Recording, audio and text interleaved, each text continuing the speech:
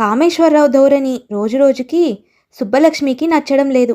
అతని ధోరణితో బాగా విసుగెత్తిపోయి ఓ రోజు ఇలా అంటుంది, నాకు డైవర్స్ కావాలండి. అలాగే అని అన్నాడు కామేశ్వరరావు తన ధోరణి ఏదో మామూలేలే అని అనుకోని. ఆ జవాబుకి సుబ్బలక్ష్మికి మరింత ఒళ్ళు మండింది. నేను జోక్గా అంటున్నాను అనుకుంటున్నారేమో, నేను సీరియస్గానే అడుగుతున్నాను. నాకు వెంటనే డైవర్స్ ఇవ్వండి. డైవర్స్ ఎందుకు? ఎందుకా? మీలాంటి మొగుడితో ఏ ఆడది కాపురం చేయలేదు కనుక.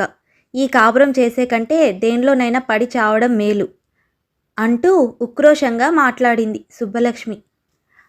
అరగంట సేపు ఏమీ మాట్లాడకుండా ఏడుస్తూ కూర్చొని ఉంది. అరగంట తర్వాత అసలు విషయం చెప్పింది. అతని ధోరణి ప్రవర్తన తనకు నచ్చటం లేదని, తన పుట్టినరోజు కూడా మర్చిపోయాడని, తనను కేవలం ఇంటి పని వంట పనికే పరిమితం చేశాడని, తనకు ఎలాంటి విలువ లేదని బాధపడుతూ చెప్పింది. పుట్టినరోజు విషయం నిజంగానే మర్చిపోయాను అంటూ క్షమించమని బాధపడ్డాడు కామేశ్వరరావు. అప్పటికప్పుడు బజారుకెళ్ళి సుబ్బలక్ష్మి కోసం పట్టుచీర తెచ్చాడు. తనను ఓదార్చడానికి చాలా సమయమే పట్టింది అతనికి. అప్పటి నుంచి సుబ్బలక్ష్మి కోపం వచ్చినప్పుడల్లా డైవర్స్ ఆయుధం ప్రయోగించడం మొదలుపెట్టింది. మొదట్లో బతిమాలుకునేవాడు కామేశ్వరరావు. తర్వాత అది కేవలం బెదిరింపు అని అతనికి బాగా అర్థమైంది. అప్పటి నుంచి సుబ్బలక్ష్మి ఎప్పుడు విడాకులు కావాలి అని అడిగినా అలాగేలే అని జవాబు చెప్పడం మొదలుపెట్టాడు. ఛీ, నా మొగుడి జన్మకు మారడు, ఈ సంసారం ఇంతే, నా బతుకు ఇంతే అని అనుకుంటూ బతకసాగింది సుబ్బలక్ష్మి. ఏడాది తిరిగేసరికి సుబ్బలక్ష్మి తల్లయింది. అప్పుడు కూడా సుబ్బలక్ష్మికి ఎలాంటి సంతోషం లేదు. అదే సినిమాలో అయితే కడుపుతో ఉన్న భార్యను భర్త ఎంత అపురూపంగా చూసుకుంటాడు. కానీ నా మొగుడు ఉన్నాడు, కేవలం డాక్టర్ల దగ్గర చుట్టూ తిప్పుతున్నాడు. నేను ఎలా ఉంటే ఆనందంగా ఉంటాను అని ఏమీ ఆలోచించడు.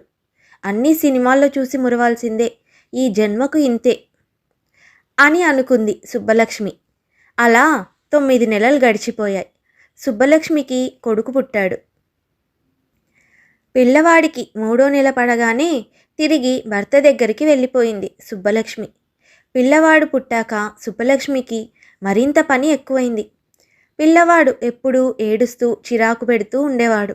అదంతా చూస్తూ సుబ్బలక్ష్మికి కోపం చిరాకు మరింత ఎక్కువయ్యాయి. తాను బాధపడుతూ కామేశ్వరరావుకి కూడా ప్రశాంతత లేకుండా చేసేది. ఒకరోజు సుబ్బలక్ష్మి ఇలా అంటుంది, ఛీ, ఈ వెధవ అనవసరంగా పుట్టాడు. హాయిగా ఏదైనా ఉద్యోగం చేసుకుందామంటే వీలు లేకుండా పోయింది. వీడొకడు నా ప్రాణానికి ఊడిపడ్డాడు. నేనెక్కడ సుఖపడిపోతానో అంటూ పుట్టుకొచ్చాడు నా ప్రాణానికి.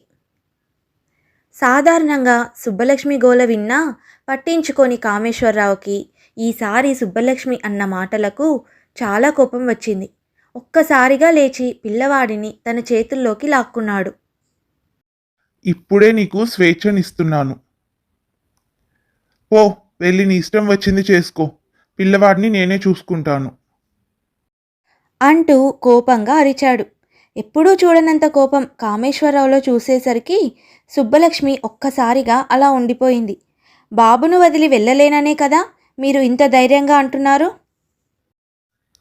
నోర్ముయ్, నువ్వు నీ వెధవ డైలాగులు. నువ్వు వెళ్ళాలనుకుంటే వెళ్ళు, లేదంటే నోరు మూసుకొని ఇంట్లో పడిండు. అంతేకాని నీ సినిమా డైలాగులు ఈ రోజు నుంచి వినిపిస్తే మాత్రం ఊరుకునేది లేదు.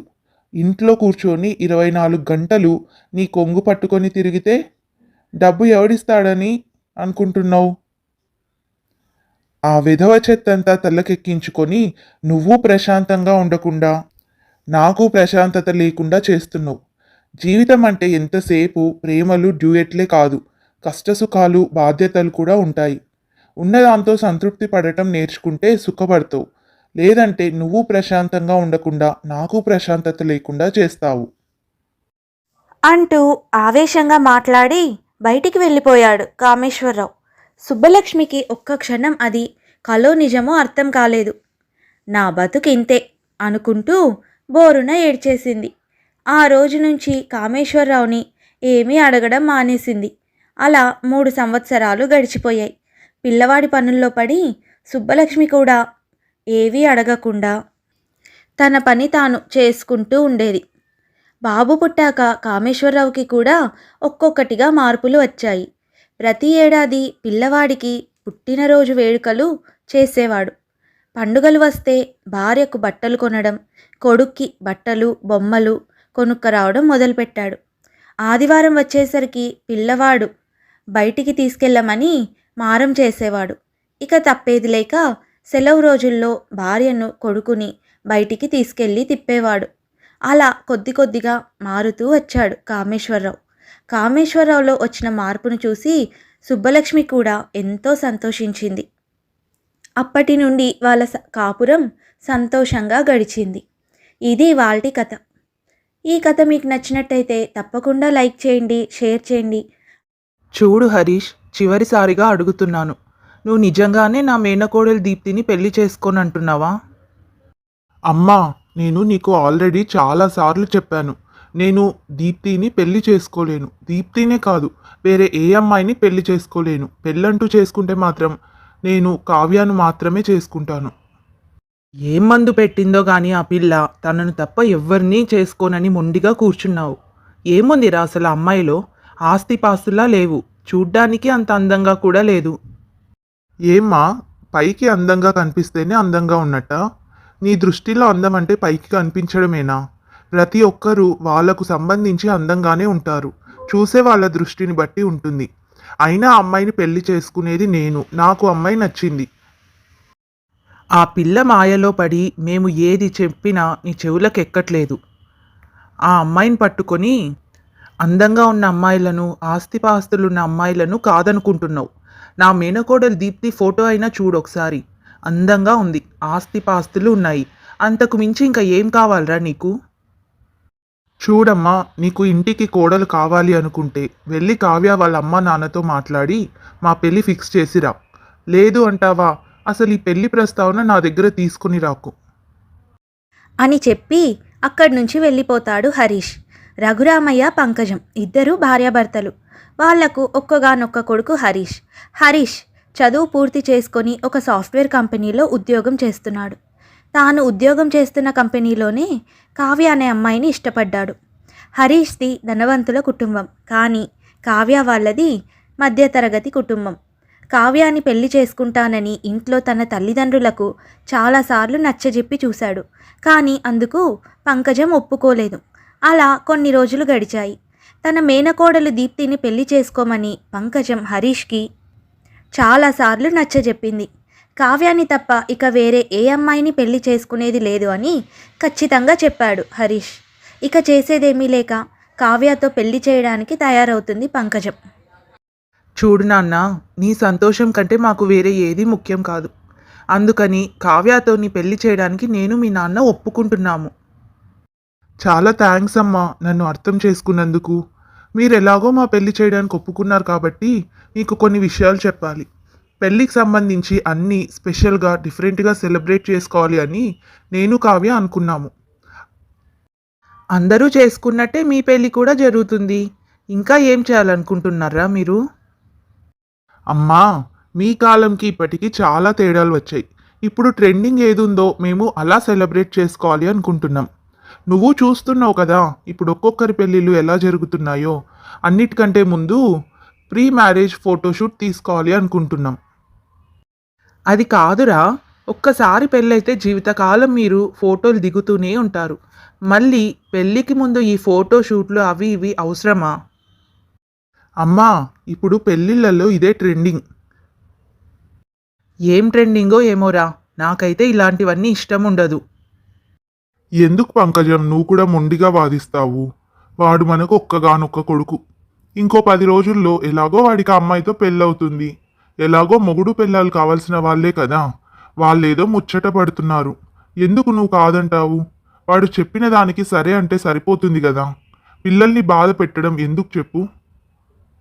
ఇక చేసేదేమీ లేక కొడుకు చెప్పిన వాటికంతా సరే అంటుంది పంకజం. అలా కొన్ని రోజులకు అనుకున్నట్టుగానే ఘనంగా హరీష్ కావ్యాల పెళ్లి జరుగుతుంది. హరీష్ని పెళ్లి చేసుకొని అత్తగారింట్లో అడుగు పెడుతుంది కావ్య. కొత్తగా పెళ్లి అవ్వడంతో కావ్యకు పనులేవి చెప్పేది కాదు పంకజం. అలా 2 వారాలు గడిచాయి. ఉదయం 8 అవుతుంది. హరీష్ కావ్యతో ఇలా అంటాడు.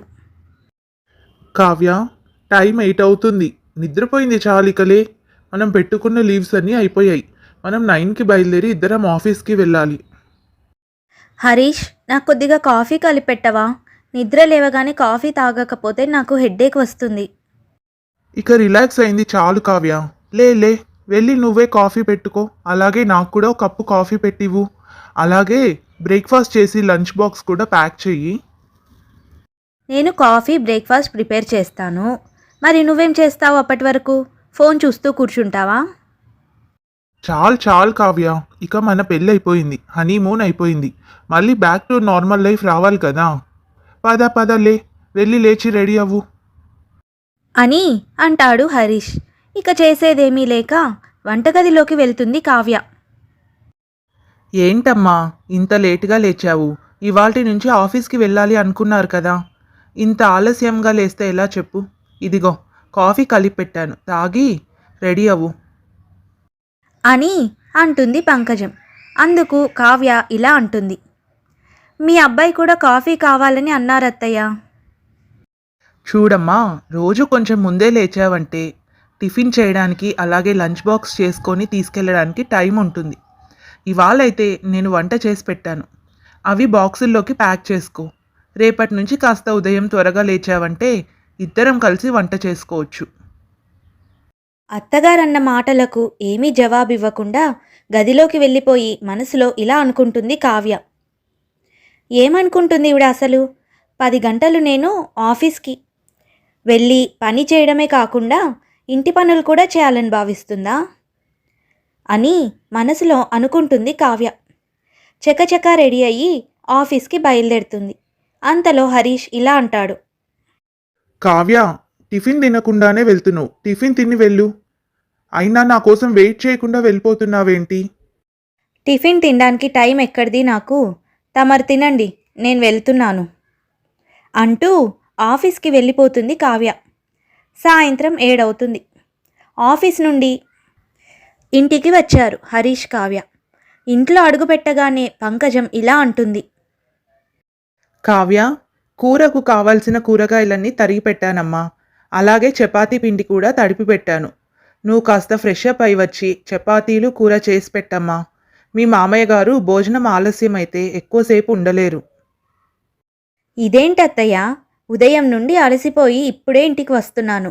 ఇంట్లో అడుగు పెట్టానో లేదో అప్పుడే పనులు చెప్పడం మొదలుపెట్టారు. ఉదయం మీ అబ్బాయి కూడా అలాగే మాట్లాడాడు, ఇప్పుడు మీరు అలాగే మాట్లాడుతున్నారు అంటూ కోపంగా గదిలోకి వెళ్ళిపోతుంది కావ్య. గదిలో కూర్చొని ఇలా అనుకుంటుంది. పెళ్ళికి ముందు లైఫ్ ఎంతో బాగుండేది. అమ్మ వాళ్ళ ఇంట్లో ఉన్నప్పుడు ఆఫీస్ నుంచి ఇంటికి వచ్చేసరికి మంచిగా కాఫీ కలిపి చేతిలో పెట్టేది. కానీ ఇక్కడ మాత్రం ఇంటికి రాగానే పనులతో మొదలు పెట్టాల్సి వస్తుంది. ఇక్కడ ఎవ్వరికి నేను అలసిపోయి వచ్చాను, పనులు చేయగలనా లేదా అని ఎవ్వరూ ఆలోచించరు. వీళ్లకు కోడలంటే ఇంటి పనులు చేసి పెట్టాలి అంతే అని మనసులో అనుకొని బాధపడుతుంది కావ్య. అలా కొన్ని రోజులు గడిచాయి. కావ్య సంపాదిస్తున్నప్పటికీ తన జీతం గురించి ఇంట్లో ఎవరూ అడిగేవారు కాదు. తాను షాపింగ్ అంటూ తన కోసం తాను ఖర్చు పెట్టుకునేది. అలాగే తన పుట్టింటి వాళ్లకు బట్టలు, రకరకాల వస్తువులు కొనేది. ఒకరోజు హరీష్ కావ్యతో ఇలా అంటాడు. ఏంటి కావ్య, ఈసారి నీ క్రెడిట్ కార్డ్ బిల్ ఇంత వచ్చింది? చూడు హరీష్, నేను కూడా సంపాదిస్తున్నాను. ఖర్చు పెట్టే ముందు నీ పర్మిషన్ ఏమన్నా తీసుకోవాలా ఏంటి? అయినా పెళ్ళైంది కదా అని ప్రతి విషయంలో నన్ను కంట్రోల్ చేయాలి అనుకుంటున్నావా? నేను కంట్రోల్ చేయాలని అనుకోవట్లేదు కావ్య. నీకు అర్థమయ్యేలా చెప్పాలనుకుంటున్నాను. నేను కాకపోతే ఇంకా నిన్నెవరు అడుగుతారు చెప్పు? ఓ అలాగా, నువ్వు ఖర్చు పెట్టే ప్రతిసారి నా పర్మిషన్ తీసుకొని ఖర్చు పెడుతున్నావా ఏంటి? అలా కొంతసేపు గొడవపడి ఒకరికొకరు మాట అనుకుంటారు. ఇక చేసేదేమీ లేక గదిలో నుంచి వెళ్ళిపోతాడు హరీష్. అలా రోజు ఏదో ఒక విషయానికి గొడవ పడేవారు హరీష్, కావ్యాలు. వాళ్ళ గొడవలను గమనించిన పంకజం ఒకరోజు కావ్యతో ఇలా అంటుంది. ఏం మా కావ్య, హరీష్కి నీకు ఈ మధ్య అంతా సవ్యంగానే ఉంది కదా? ఈ మధ్య గమనిస్తున్నాను ఇద్దరిని. ఇద్దరు ముభావంగా ఉంటున్నారు. అంతా మంచిగానే ఉందిలేండి. మీరిందులో జోక్యం చేసుకోవాల్సిన అవసరం ఏమీ లేదు. చూడండి అత్తయ్య, ఇలా అంటున్నానని తప్పుగా అనుకోకండి. పెళ్ళికి ముందు కూడా నేను ఉద్యోగం చేసేదాన్ని. కానీ ఎక్కడ ఖర్చు పెడుతున్నాను, ఏం చేస్తున్నాను అని ఒక్క మాట కూడా మా అమ్మ వాళ్ళు నన్ను నిలదీసేవాళ్ళు కాదు. పెళ్ళైనప్పటి నుంచి నాకు చాలా స్ట్రెస్ ఎక్కువైపోయింది. వర్క్ ప్రెషర్ ఎక్కువగా ఉంటుంది. అలాగే ఇంట్లో పని కూడా ఉండడం వల్ల చాలా స్ట్రెస్గా అనిపిస్తుంది. పైగా నేను ఖర్చు పెట్టే ప్రతి రూపాయికి లెక్క చెప్పాలి అంటున్నాడు మీ అబ్బాయి. ఉదయమే లేవాలి, ఇంటి పనులు చేయాలి, బాక్స్ ప్యాక్ చేసుకొని ఆఫీస్కి వెళ్ళాలి. మళ్ళీ ఇంటికి వచ్చినప్పటి నుంచి ఇంటి పనులు, వంట పనులు చేయాలి. ఇప్పుడు నా సంపాదన డబ్బులు నేను ఖర్చు పెట్టుకోవడానికి కూడా మీ అబ్బాయి పర్మిషన్ తీసుకోవాలంట. చూడమ్మా కావ్య, మీరిద్దరూ ఇప్పుడిప్పుడే కొత్త జీవితంలో అడుగు పెడుతున్నారు. భార్యాభర్తల మధ్య చిన్న చిన్న గొడవలు అనేవి మామూలే. ఒకరికొకరు సర్దుకొని పోతూ ఉండాలి. నువ్వేం కంగారు పడకమ్మా, నేను వాడితో మాట్లాడతాను. పని ఎక్కువైందంటావా, పనమ్మాయిని పెట్టుకుందాం. నాకా వయసు అయిపోయింది, నేను కూడా అన్ని పనులు చేయలేకపోతున్నాను. వంట మనిషిని కూడా మాట్లాడతాను. ఇక నువ్వు ఈ విషయం గురించి ఏమీ ఆలోచించకు అని అంటుంది పంకజం. ఇక ఇంటి పని, వంట పని చేయడానికి దుర్గా అనే అమ్మాయిని మాట్లాడుతుంది. కానీ ఆ దుర్గా చేసే వంటలు ఇంట్లో ఎవరికీ నచ్చేవి కాదు. ఒకరోజు హరీష్ పంకజంతో ఇలా అంటాడు. అమ్మా, నీతో ఒక విషయం చెప్పాలి. ఏంటి నాన్న, ఏమైంది? ఎందుకు అలా ఉన్నావు? అమ్మా, ఈ వంట మనిషి చేసే వంటలు నాకు అస్సలు నచ్చట్లేదు. బలవంతంగా తినాల్సి వస్తుంది. పెళ్ళికి ముందంతా బయట హాస్టల్లోనే ఉండి హాస్టల్ ఫుడ్డే తిన్నాను. ఇక నేను పెళ్లి చేసుకొని ఏం లాభము? నచ్చినవి చేసి పెట్టే వాళ్ళు కూడా ఎవరూ లేనప్పుడు. చూడు హరీష్, కావ్య పెళ్లి చేసుకొని ఇప్పుడిప్పుడే మన ఇంట్లో అడుగు పెట్టింది. ముందు ముందు అన్నీ తెలుసుకుంటుందిలే. చిన్న చిన్న విషయాలకు కూడా ఊరికే గొడవలు పడకండి. తనే వంట చేయాలి అని నువ్వు అనుకుంటే నువ్వు కూడా తనకు వంటలో సహాయం చేయి. నాకున్న మోకాళ్ళ నొప్పులకు నేను కొన్ని పనులు మాత్రమే చేయగలను. అన్ని పనులు నేను కూడా చేయలేకపోతున్నాను.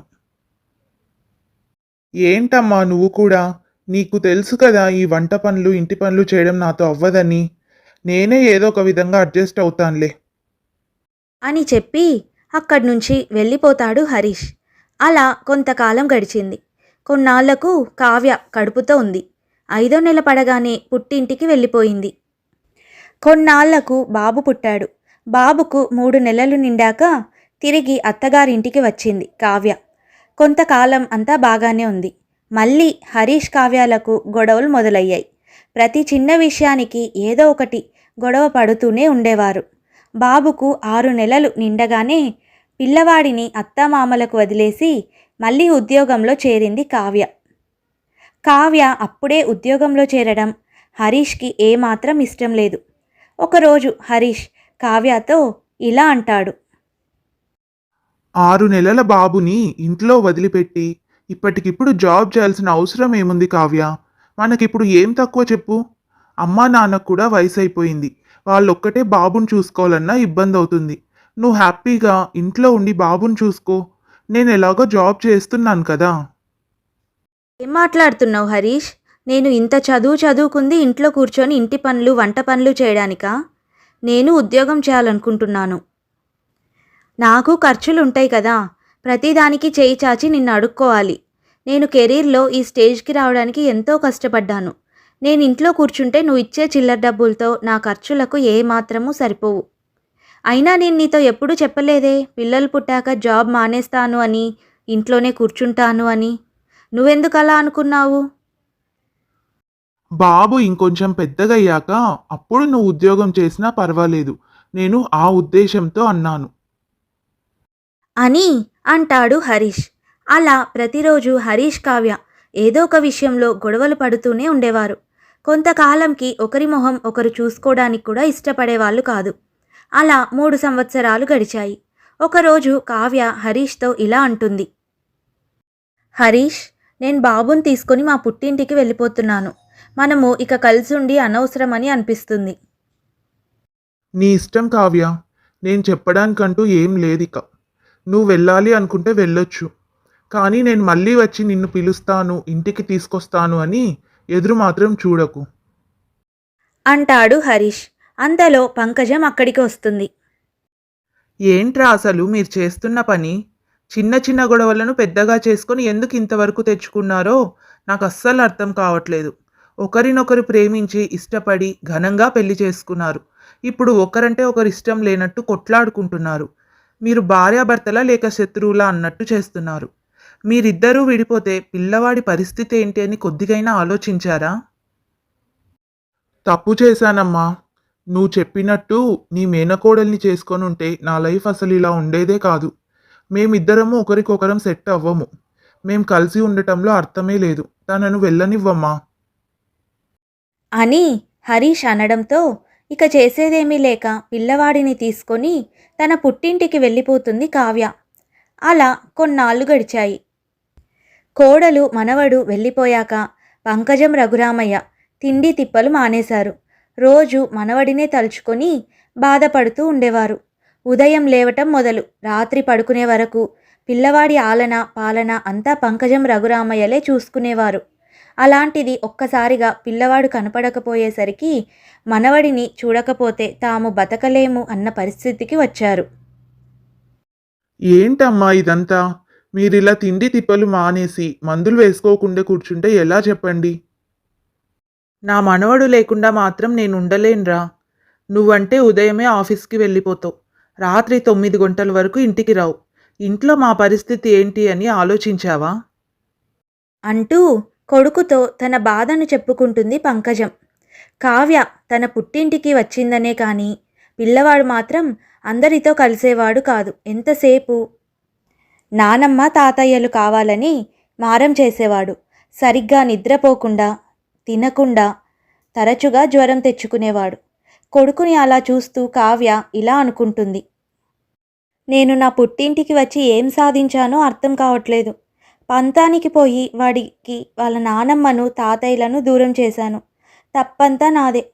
ఇకనైనా నా తప్పును సరిదిద్దుకోవాలి అని అనుకొని తన భర్తకు ఫోన్ చేసి తనను కలవమని చెప్తుంది. హరీష్తో జరిగిన విషయమంతా చెప్తుంది కావ్య. పిల్లవాడి విషయం తెలుసుకొని హరీష్ ఎంతగానో బాధపడతాడు.